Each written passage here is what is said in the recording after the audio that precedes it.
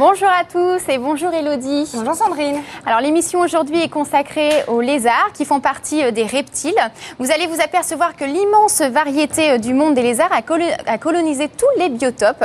Ils se sont donc adaptés, les petits malins, afin d'évoluer au mieux dans leur environnement. L'iguane est un animal qui est un végétarien semi-arboricole d'Amérique centrale et d'Amérique du Sud. Il existe un animal très similaire d'aspect, bien qu'insectivore, en Asie, qui s'appelle le Physiniatus. C'est un animal qui va avoir évolué de façon convergente pour s'adapter à un biotope et à un milieu précis. Donc cette classification, elle est effectivement remaniée en permanence. Il y a quelques grands groupes, donc les iguanes, les caméléons, les agames, les géconidés, les anguidés, les syncidés. Ce sont les grands groupes connus. Et il existe d'ailleurs une branche à part qui ne fait pas partie des reptiles, qui est le sphénodon. Le sphénodon est un animal qui vit en Nouvelle-Guinée, non pas en Nouvelle-Guinée, en Nouvelle-Zélande. Et cet animal est assez particulier puisqu'il a un métabolisme qui est parmi les plus bas qui soit. C'est un animal qui a une incubation de 15 mois, qui est extrêmement lent et qui n'est pas un reptile. Il a une structure de la tête, une structure du crâne qui est assez différente. Et donc, il y a des animaux qui ont un aspect de reptile et qui n'en sont pas forcément. Un aspect de lézard. Oui, finalement. Et donc dans chaque famille, il y a plusieurs espèces. Finalement, par exemple, la famille des iguanes, il va y avoir plusieurs espèces d'iguanes. Il y a plusieurs centaines d'espèces pour ce qui concerne les iguanes. Il peut y avoir des familles beaucoup plus limitées en termes de nombre, mais ces familles se scindent, se rabibochent et ce n'est pas encore quelque chose qui est absolument figé. Pendant longtemps, on a considéré que tous les iguanes faisaient partie d'une seule et même famille. Aujourd'hui, ce que l'on appelle les iguanes vrais constituent une vingtaine d'espèces, de genres, une vingtaine d'espèces pour une cinquantaine de... Mais alors, comment on les reconnaît? Est-ce qu'ils ont peut-être une couleur un peu différente, une crête? Parce que là, je vois qu'il a comme une crête sur le corps. On peut reconnaître l'iguane vert, qui commence à avoir un peu la bougeotte. Ça, c'est un iguane vert, Karine? Ça, c'est un iguane vert. Donc, c'est un animal qui est assez imposant, comme vous pouvez le voir, assez turbulent aussi. L'iguane vert, on le connaît facilement parce que c'est un animal emblématique des forêts tropicales. C'est un animal qui est assez particulier dans son comportement aussi. Et c'est un animal qui est exploité par l'homme. Bruno, d'ailleurs, pourra nous en glisser un mot à ce sujet. C'est un animal qui a été élevé à des fins alimentaires d'une part et qui a été élevé pour satisfaire le marché de l'animalerie d'autre part. Donc c'est un animal qui est assez commun, qui est consommé un petit peu partout en Amérique centrale pour sa chair. Et effectivement, lui est reconnaissable.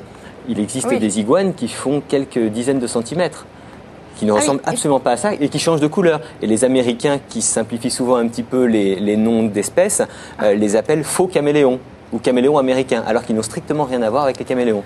Juste par parallélisme avec cette capacité à changer de couleur. Alors, il est impressionnant parce qu'il a deux boules là sur le côté. Qu'est-ce que c'est? Alors, ces boules, en fait, ce sont des attributs masculins, mais pas du tout ceux qu'on pourrait imaginer. Oui. C'est une hypertrophie des masséters, des muscles de la mâchoire, qui sont présents chez les mâles dominants. Il fait plein de bêtises, là. Hein. C'est un animal imposant. Il vit sa vie. Là. C'est caractériel, un iguane? C'est souvent caractériel. Celui-là est particulièrement calme. Il a aussi pour défaut ou avantage de vivre sa vie comme il l'entend, sans que l'homme interfère. Bien souvent, les lézards sont des animaux craintifs, peureux, qui vont avoir tendance à fuir l'homme.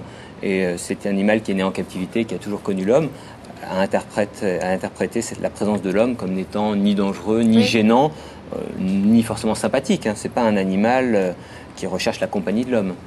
Il est bien tout seul. Il vit sa vie tout seul. Dans notre établissement, il est en présentation avec une femelle. Et c'est un animal que l'on a gardé pour expliquer aux gens que c'était quand même quelque chose d'imposant, quelque chose qui nécessitait une installation démesurée, de la place. C'est un animal qui est potentiellement dangereux, même si cet animal est très calme. Il possède des griffes qui sont très imposantes. C'est énorme, les griffes. Il possède une queue qui sert de fouet lorsqu'il se sent menacé.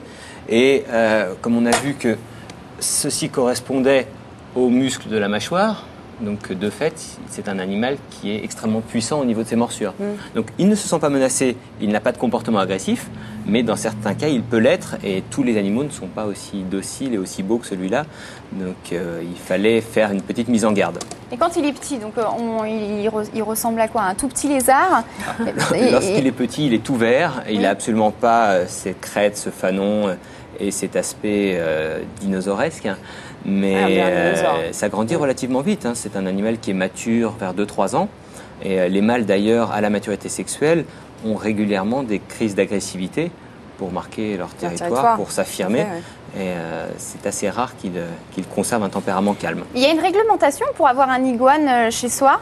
La réglementation c'est quand même imposant. Enfin, je pense qu'il y a pas mal de choses à faire. Elle est définie depuis peu. En fait, on peut posséder actuellement jusqu'à 10 iguanes chez soi sans rien, sans permis, sans chose particulière, mais c'est quand même... si ce n'est de pouvoir justifier l'origine licite de l'animal. Ce sont des spécimens qui sont protégés par une convention internationale que l'on appelle la Convention de Washington, qui régit le commerce des espèces et leur transport à travers le monde. Et donc, cette espèce-là, pour éviter sa raréfaction, est placée sur une liste de protection avec des possibilités d'autorisation. Donc, il faut pouvoir justifier soit d'une importation licite, soit d'une naissance en captivité dans un milieu contrôlé. Surtout que ça vit combien de temps, un iguane? Ça vit une quinzaine d'années actuellement, mais on découvre qu'en fait, ça vit beaucoup plus longtemps que ce que l'on pensait au départ. Pendant longtemps, on a estimé que ça vivait 12 ans, que c'était un grand maximum. En fait, les techniques d'élevage ayant évolué, les techniques d'élevage s'étant affinées et les besoins étant de mieux en mieux connus, on arrive à les faire vivre jusqu'à une vingtaine d'années maintenant. C'est-à-dire qu'en captivité, ils vivent plus longtemps que dans leur milieu naturel? Oui, dans le fait qu'il n'y a pas de prédateurs. Bien sûr. En captivité, mis à part ils sont bien nourris, le chien, le chat, ils sont généralement moins bien nourris que dans la nature. Dans la nature, l'animal va se réguler, il n'a pas le choix. Il a évolué dans un biotope qui lui est propre et donc il s'y est adapté. En captivité, on va avoir tendance à les nourrir de façon anthropomorphique. Oui. L'anthropomorphisme vis-à-vis des reptiles est la plus grande cause de problématique qui puisse être, dans le sens où on va imaginer que parce qu'il aime bien les fraises, il faut lui en donner beaucoup, que c'est bon pour lui. C'est pas forcément le cas. Mais qu'est-ce qu'il mange justement, cet iguane? On va aller le rattraper. C'est un animal qui est herbivore. Donc dans la nature, il va manger des pousses de ficus, il va manger un petit peu tout ce qu'il peut trouver. Là, il va tomber, il va tomber. Là, maman. Au secours, l'iguane. Le voilà, vous l'avez rattrapé à temps. Heureusement, il allait faire un plongeon là. Il pourrait sauter là, d'ici? Ah oui, sans aucun problème. C'est un animal semi-arboricole. Donc comme tous les animaux semi-arboricoles, il est adapté à un environnement d'arbres, de buissons, d'arbustes. Et ça ne lui pose aucun problème que de sauter, que de grimper ou autre. D'ailleurs, sur une émission de télé, on va dire à grand spectacle, l'animal était présent en décoration, entre guillemets. Et il a voulu sauter à un moment. Il était à 2 mètres de moi. Je me suis dit, il ne le fera jamais, c'est trop loin, c'est trop difficile. Et pourtant, il l'a fait. Il a atterri sur mon bras. J'étais relativement entraîné. J'ai fait un tour sur moi-même. Je l'ai repositionné.